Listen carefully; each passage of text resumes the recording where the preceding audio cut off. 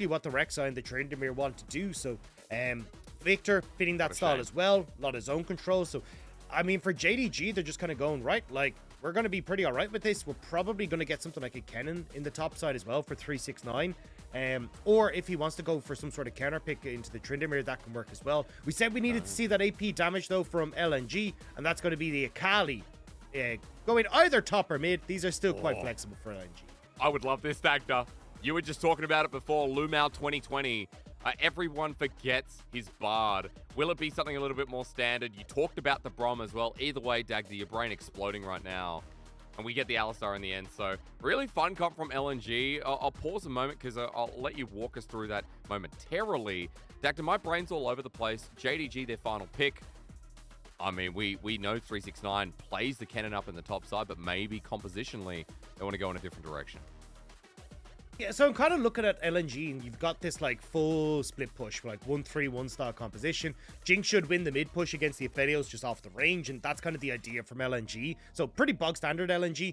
JDG, we talked about how they like to go for team fights. The Kennen, not really an option when you're worried about the tryndamere. So instead, we get that Gragas in the top side. So looking to just kind of self-peel and have that opportunity to use the cast to disengage. And for JDG, going back towards basics, it's all about that team fight. And what I like about the Gragas as well is it gives Kanavi a very easy point on the map to play around, which is that bot side. Trying to set up this Aphelios, win out in that 2v2, and then lend yourself into that strong team fight with these late game carries. Yeah, standardized, isn't it? For JDG, like, 369 on this team has been playing a great team fighting role. Not surprised to see the Gragas. Again, we talked a lot about the Kennen coming through. 369 from top esports of the past was known as a great individual laner, but also he was someone who developed amazing team fight mechanics. So I feel like here he's showcasing it on JDG and has been the linchpin that has led JDG to a lot of these victories alongside the new, invigorated, re-improved Kanavi. We'll see what happens this game, Dagda. You talked about JDG's bottom lane, but I see Doinb on Akali. I see Ala on tryndamere. I see Tarzan pulling out the Rek'Sai and knowing that these lanes want to get themselves off to a very fresh start. Dagda, as we get into the rift, LNG versus JDG, our Titan Tuesday is delivering when no one else can. The only broadcast of a major region on at the moment, Dagda? That's right. That's right, we are. Where are people going to watch? The LPL. Do they have a choice? No. But would they care if they had one? Probably not. Because with JDG versus LNG, V5 versus BLG, today is going to be an absolute doozy as we step onto the fresh grass, recently mowed by Riot Games. Summoner's Rift looking also pretty as we're about to lock in. But I think this is going to be a weird game for LNG. I'm looking at this 1-3-1. It's going to be kind of hard with like little mid lane priority to try and get some of these early dragons. Try and like enact through the game style that we talked about for LNG, which is like Tarzan and Doinb working well together, trying to set that mid jungle up for success and then lean towards Ala in the top side. It kind of feels like you've got, you know, a lot of winning lanes here for JDG in crucial parts of the map with the mid lane, and then off of that, we've seen that JDG have been exceptional looking for these invades onto the bottom side of the map. It feels like once more, JDG have a kind of solid game plan to shut down LNG. Glacial Augment on the Nautilus as well here from Missing, so kind of interesting to see Kanavi affect that lane as you were talking about. Dagda, run me through a little bit deeper on LNG, because I see a lethal tempo tryndamere up in the top side. We know Tarzan running the Rek'Sai wants to get involved. And while you mentioned bottom lane here for JDG, it does feel like for LNG, this is similar to what we were talking about. Side lane potential, angles that LNG have been trying to play towards in the last top esports series even, but weren't able to engage. Yeah, it definitely feels like for LNG that this is very much a composition builder in Ala. Like the early pick of the tryndamere, trying to make sure that he was going to be set up. And as well with Tarzan, his pathing, I would imagine, is going to be kind of like a bit of a boomerang here, where he goes like his blue, Grom, red, and back up towards this top side. And if Ala's able to kind of correctly set up this wave, it should be relatively all right for them to look for some sort of dive just off the two-man play. But you have to be very careful with just trying to dive this this Gragas. They're incredibly good at being able to like knock away these engages, flash around. We've seen it from Wunder, we've seen it from people in the LPL as well, but it definitely feels like topside is the focus here for LNG. How many blunders have been made from diving a Gragas, I wonder, as level 2 hit first by LNG's bottom. and Hope and Missing just sent backwards, but still, nice little trade on the way through. As Tarzan now heading down towards bottom lane. Kanavi sticking his head where it doesn't belong.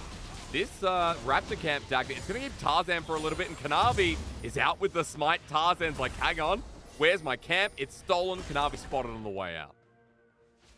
Yeah, spotted by that tremor sense, so they know where Kanavi is, but this is pretty nice from Kanavi, and especially for Tarzan, that red buff is very crucial for your ganks. You get the knock-up, but that follow-up slow to make sure that you're able to stay there to get your damage off is pretty important, so not having that is just going to hurt the ganks a little bit, and as well, just setting up Kanavi nicely here. This is what we're talking about, right? Kanavi moving in, getting the invades, getting that information on Tarzan. It's about allowing JDG's lanes to play safe, not let LNG get ahead, and have JDG take those late game team fights. And the beautiful part was LNG had a ward on the red side, or red buff rather, that Kanavi was supposed to go to. So now on it, they've got an idea, but they don't have full information.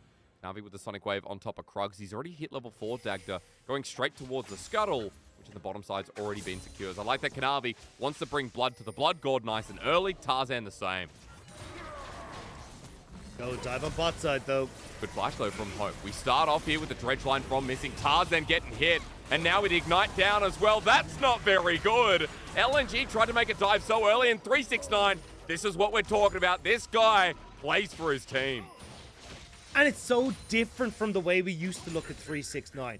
If he was on top esports, that would have been 369 and a Jackson. He would have been like, I'm staying in lane, but now Doinb's in trouble. Yeah, Tempest cripple, sure can flip lands, but Kanavi threatening away Doinb. LNG is an absolute disaster in so many different lanes. And this is why I was worried about LNG's composition. It doesn't feel like they have a huge amount of priority in their lanes to try and work around with Doinb to kind of have Tarzan set up. Tarzan looking for Kanavi, but Kanavi ward pops out. And now you've got a losing bot side of the map. Doinb isn't having a fun time in this mid lane either. And yes, Ala did get some alone time with his topside turret, but I mean, that's fine for Gragas. Gragas just wants to try and play it safe, and that's why we're seeing 369 TP down.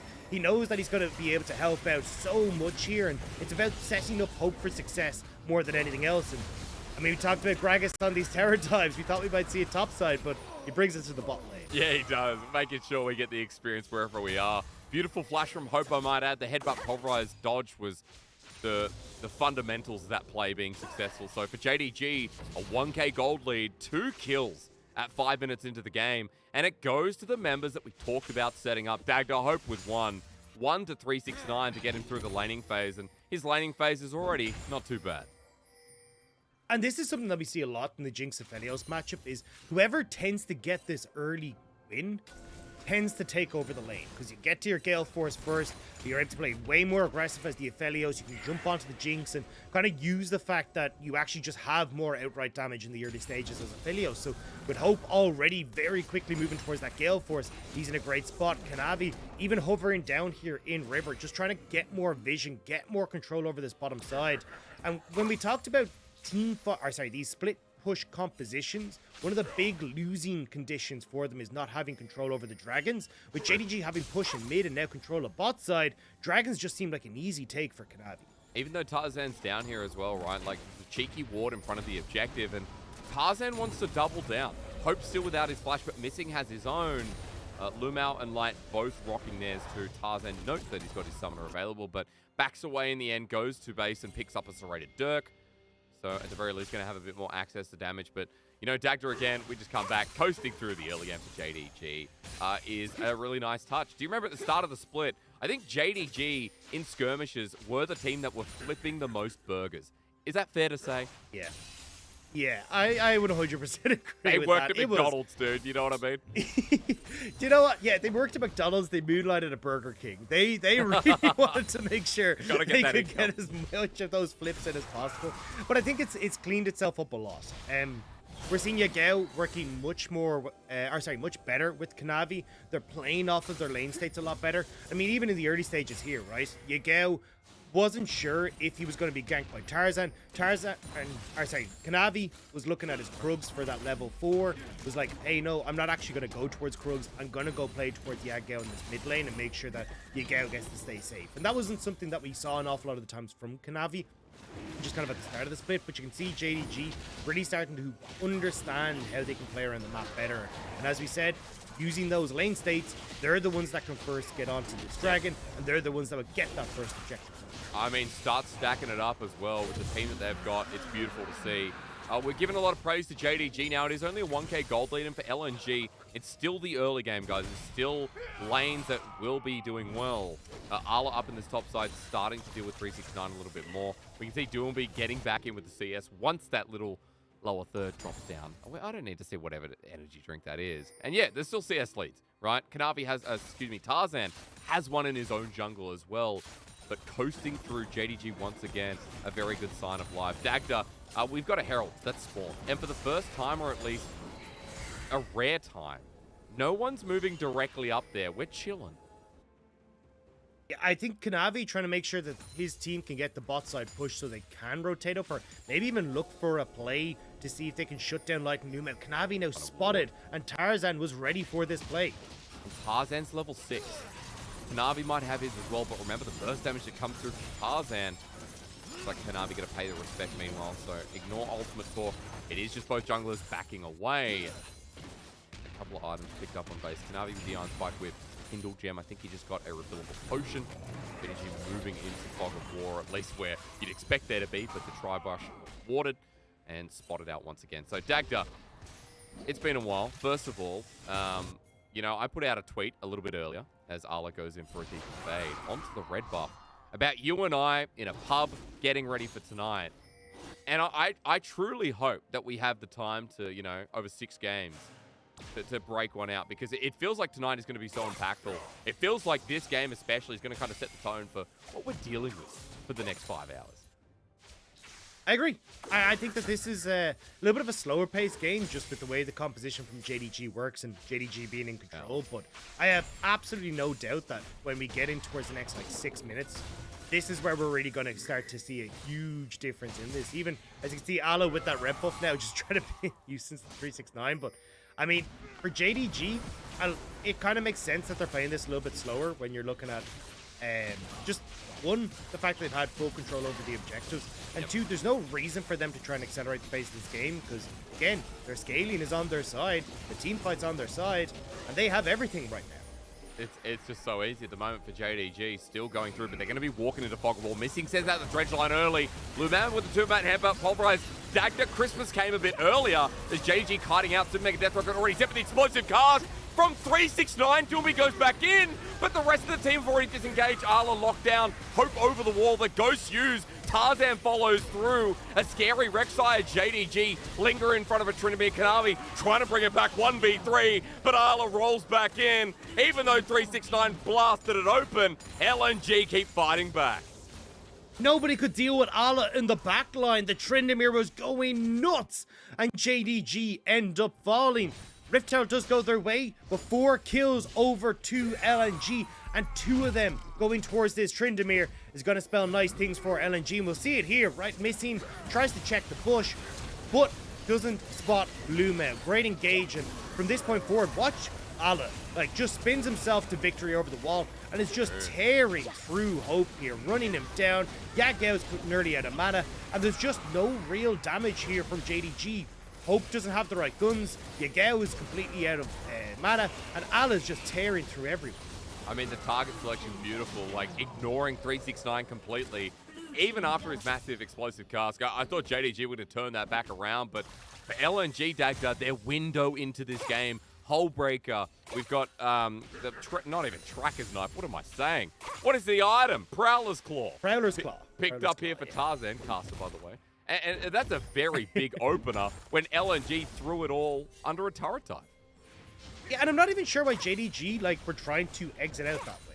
I mean, the easiest way for them was to just go back in towards their own jungle. They can wrap around and cover all their waves. So just a weird pathing move from JDG and kind of a bit greedy, to be honest. And now LNG, as you say, Hullbreaker, going to be a nightmare for 369 to deal with in a side lane. The extra resistances, and specifically the magic resistance that these cannon creeps get, means that 369 just won't be able to clear the wave, and Ala is going to be able to completely ignore him and just go for tower. So this is actually going to be a big issue now with how accelerated Ala has got.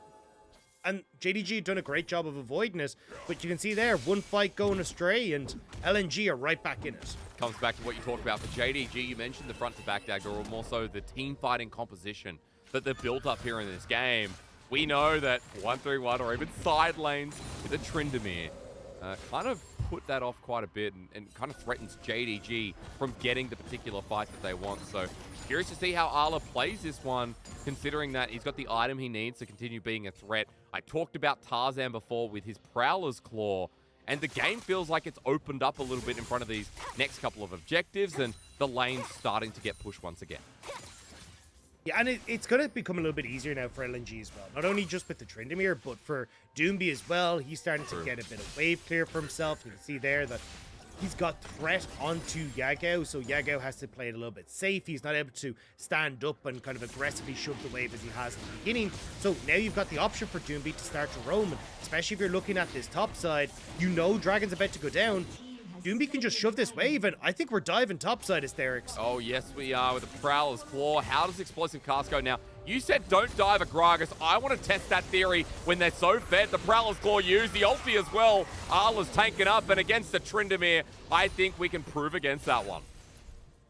Yeah, tryndamere just able to tank up that turret for far too long. The damage, now LNG, this is the cross maps that we were talking about. This is how you want to try and play around these dragons. Just play towards the top side, and Hysterics, it's a bloody miracle for LNG. It's a cloud soul. They don't care about dragons at all in this game. Alan's just going to take over the side lane. I mean, it's just lining up nicely. How does that dive in the bot go so wrong, and then everything ends up happening in their favor? On top of that, you know, I was exclaiming about the damage from Hullbreaker. That's just silly. Honestly, that's very silly that Arla got 3 plates in about 15 seconds. So, yeah, a little bit busted. Replay time, though, Dagda diving the Gragas. It was a big tick. Yeah, and I mean, I think here, I'm just trying to figure out where the cast goes yet. Just not quite able to get 2 of them. I think if he connected with Olive there as well, you might have some of the survivability there for 369, but just not hitting onto the tryndamere means that Olive's just able to chase him down. Undying Rage means he's totally alright. And now you are definitely in trouble here as JDG. You've got tryndamere, who at this stage is working up, I believe, towards the Gale Force as well next. So he's just going to be able to chase down 369, even if there are some disengage options there. He can go into pretty much any lane and start to take towers. And even as you can see here, Ala totally fine to just shove a wave, make sure that 369 has to play underneath his turret, because Ala can chase him down, and Ala can just move over to maybe look for a dive in mid, threaten a bunch of the other lanes. And for JDG, this becomes so much more difficult now to hold on to your state of the map. Yeah, how do you coast through this one? Point out as well that Doinb picked up his Hextech Rocket Belt. As it might be a tank, but at half HP with 1 simple spin and a couple of autos. 369 feeling the brunt of it. Further to my point, Dagda, Doinb starting to move now with his 1 item too. The dive potential increasing. And for JDG, it seems like they want to make a response at the bottom side and bring this game somewhat back to an even mark. Good ward there from LvMao over the wall, though, will spot out Kanavi, who tries to make a play, and I don't know if JDG are aware of that. So, but this is the problem, right? Like, this is no longer a game that JDG have a control of. Ala, like, this is just going to happen. This is all that's going to happen now because Ala got ahead. Oh, God. A good sign, though, right? When we were kind of dissing on Ala a little bit, saying that this wasn't his split. It's different when in the fight he set up, but I truly believe that Arla deserved that fight and was on the same page for once with Tarzan in this spring split. Yeah, Hysterics, I can't encourage blind picking tryndamere. That's just not can't. Something that I can really condone. But I can, brother. You know? Hey, I don't need the brains. I want the bronze. I can do it for you. You don't have to worry.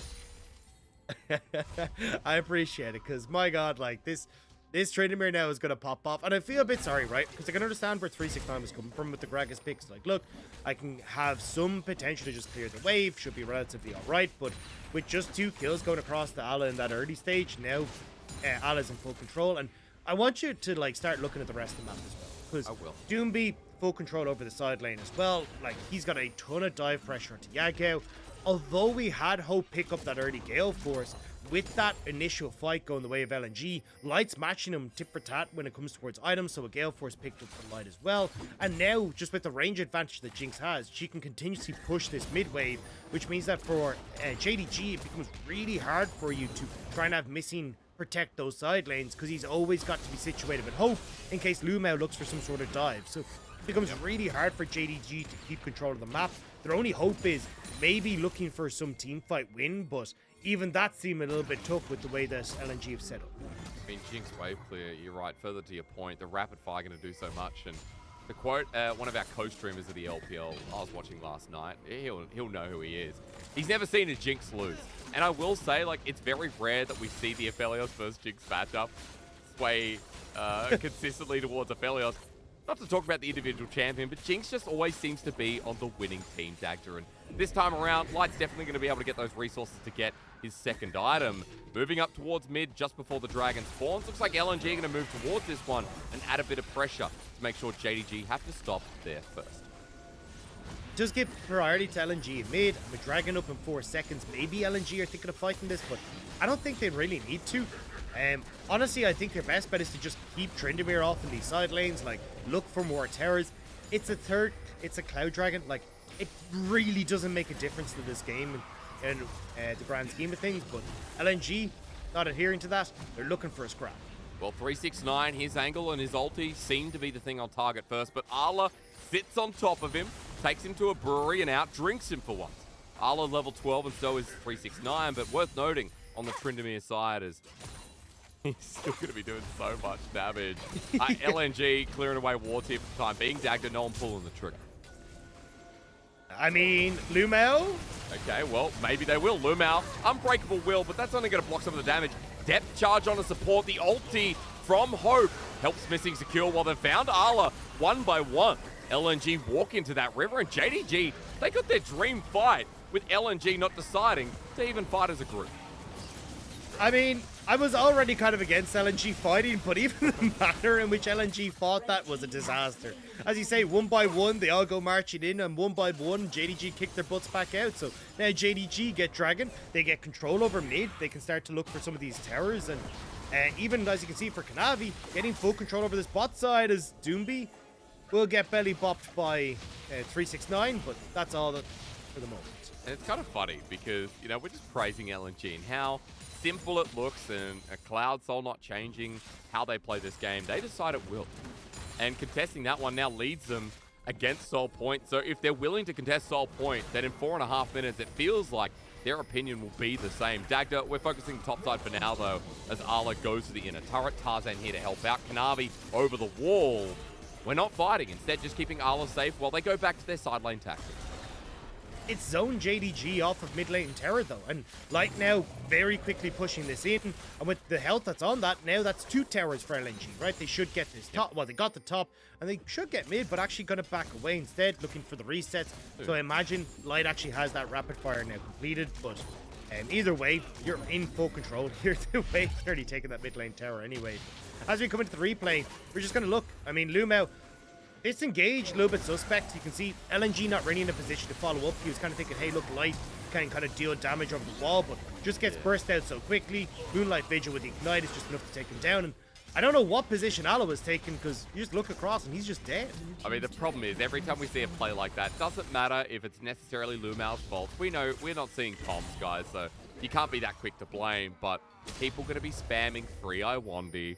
It's going to happen, Dagda, and for LvMao getting the bare end of the stick as JDG over the wall. That was a cheeky play, but Arla spots him, walks past him anyway. LNG got their eyes on a different prize, and that mid lane turret that's going to fall over with a stiff freeze. That'll be next.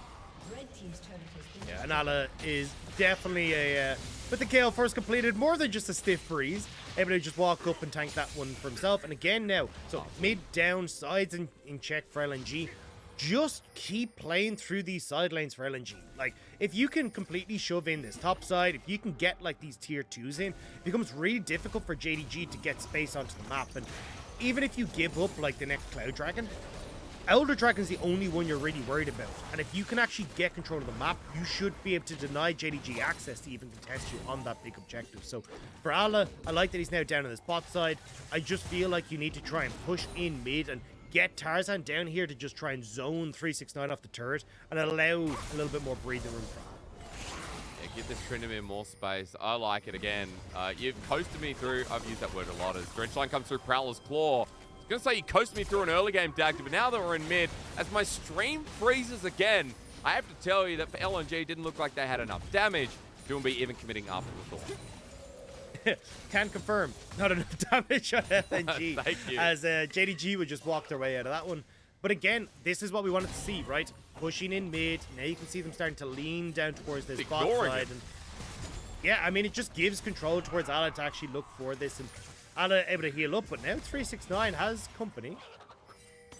Slow. They want the Undying Rage, but Tarzan going to bring it out of him. I'm not sure. Light the traps avoided by Yagao. JDG on the chase. Line flying through. JDG now picking angles. Look, they're tagging bot. They want to find Tarzan, who's all over their top laner. But JDG, he buys the time, he survives. LNG's with Mega Death Rocket. It's dodged down. 369 survives. LNG overcommit, and they are now on the hunt for more. Getting the slow here, Yagao, it looks like. Ala already backed away, and once again, Dagda, it's LNG's same story. And this is something we've seen, as you say, so many times from LNG. Overstaying inside lanes, overcommitting resources, and with no pressure on the map. Take a look at where we are. So, Ala is showing on bot wave at the same time Doinb is showing on top side. So they know already that they have the numbers advantage on this bottom lane, and especially when they completely force LNG out of their own jungle, it's super easy then for JDG to just run down to this bot side, save 369, and LNG are just thwarted completely. And this is why I have so many issues with the way LNG play this split push. They don't have the right pressure that they need in lanes, and they're constantly showing across several different lanes, which makes it so easy for teams to actually find ways to counteract it. And JDG is slowly bridging that gold gap that sat at about 3,000 after the major play that we saw around, I believe it was bottom side. So for JDG, their edge into this game still exists. This is why I said in the early game, it was still only 1K, 2K. It didn't matter as much as maybe some fans at home would think, because they're on soul point. The Cloud Soul there, the JDG Elder that could potentially also be coming after if they pick it up. And LNG have to fight this one, but we know that JDG want the team fight. Okay, Dagda, maybe this is going to steal. Maybe going to steal. Nope, okay. JDG got the most subatomic little steal we've ever seen. Doinb going in deep.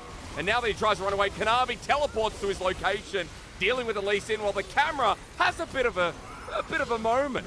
Yagao taking down Ala, and for LNG, we expected this one. Dagda flashes away, running away. Yagao going through on top of Light in a 1v2 as he goes golden. Hope gonna gale force in, and LNG, if you team fight the team fighting comp, I think JDG are gonna take it. And even then, LNG very disjointed in that fight. Nobody trying to get on towards the key carries, and JDG, it looks so easy for them with Yagao and Hope essentially untouched for the majority of that fight.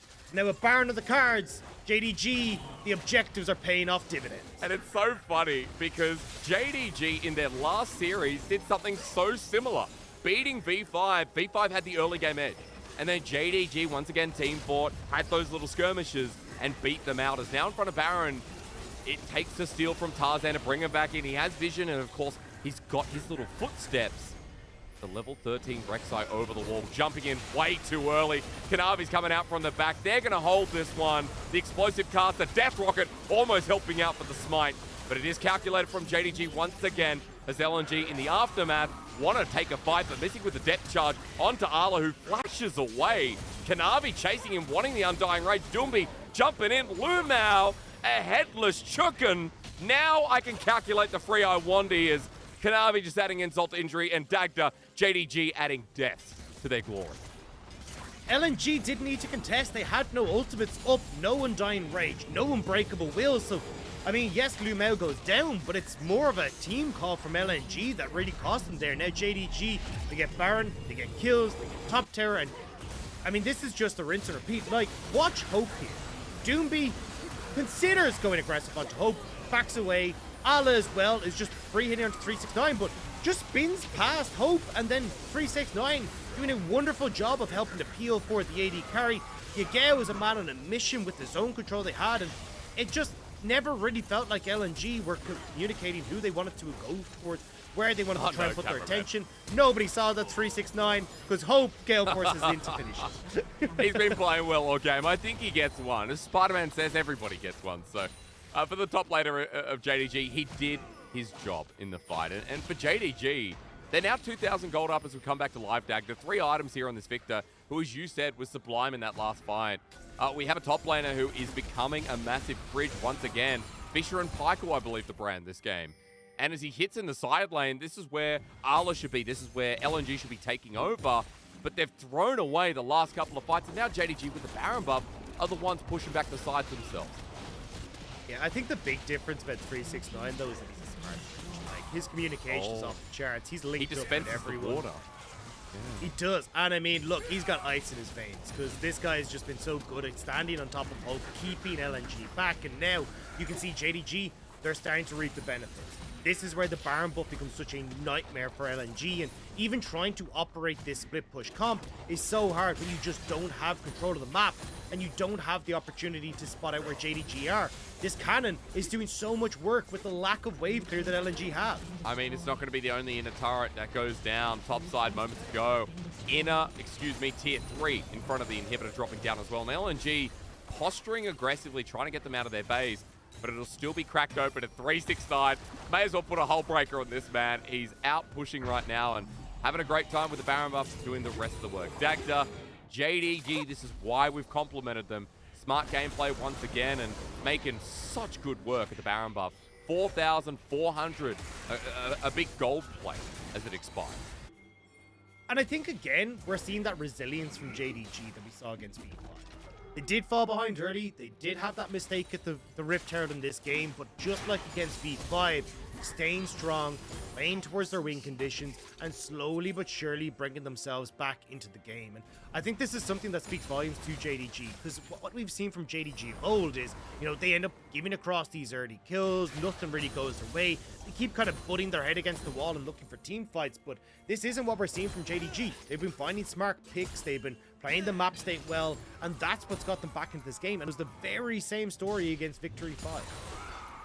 It was hilarious because JDG, it looked like, oh, V5 again, the aggressive early game. They were always keeping toe-to-toe. They never fell out of favor completely in a game. And in this game, number 1, against LNG, it was the same. LNG found a big fight. JDG were behind 3,000 gold, but they never fell further than that. A very intelligent play, great tracking of Tarzan even when they were behind.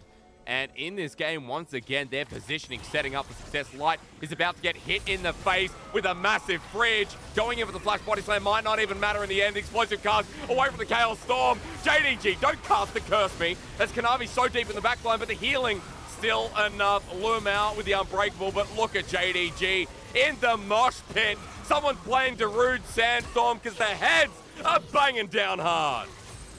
And JDG will find the teamfight win. They have the Elder Dragon at 20, but who gives a crap? This game is over. JDG, Angry Kitty, and they will take game number 1. I'm so impressed, Dagda. JDG, a team that I put low into the power rankings at the start of this split. It's been a little bit since I cast them. Since the, I actually don't think I've cast them since Top Esports in week number 5, but I return here in week 8, and I see a JDG that aren't just fielding hope, they're showing it. This is the JDG that we wanted to see. This is the team that back in 2020 was known as the smartest team on the Rift, and we're starting to see inklings of that once more. Spotting out where LNG are making mistakes on the map, not setting up properly for the 1-3-1.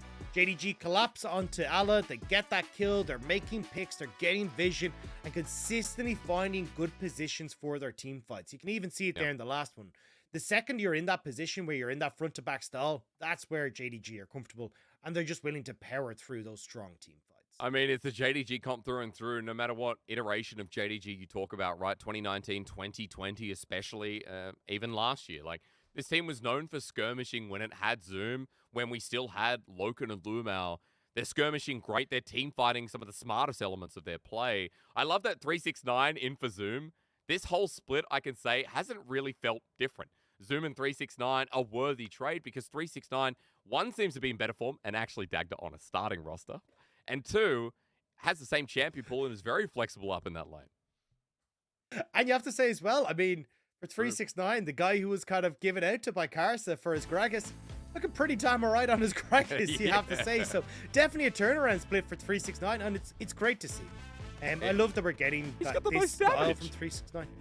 Yeah, I mean, I will say, I think part of that is when Alan's just standing beside you underneath the tower and you're doing your damnedest to wail away in this tryndamere. I think you get some free hits in there, but I don't think this diminishes how good he was in team fights. Like we saw him at that fourth dragon where he knew his job, stand on hope, make sure Doinb and Alec could not have access to these fights, and he did a phenomenal job of it. So honestly, I think this is where we're starting to see the strengths from JDG. A really good understanding of how to play these team fights. Great understanding, mostly, how to play this early game with Kanavi going for invades into Tarzan, trying to set the Rek'Sai behind. And from that, just power through these dragons. That's the JDG win condition through and through. I mean, even if it is a Cloud Soul, right? You know, you get a forced objective in the Elder Soul that'll come through anyway. LNG had to find. And for JDG, kind of coaxing them into their, I guess, their territory. Like the third dragon fight, Dagda, feels like where LNG started to lose the plot. And in game number 1, a big win for JDG using intelligence and the wisdom that they've shown us in the past couple of weeks. We're going to go to a break. When we return,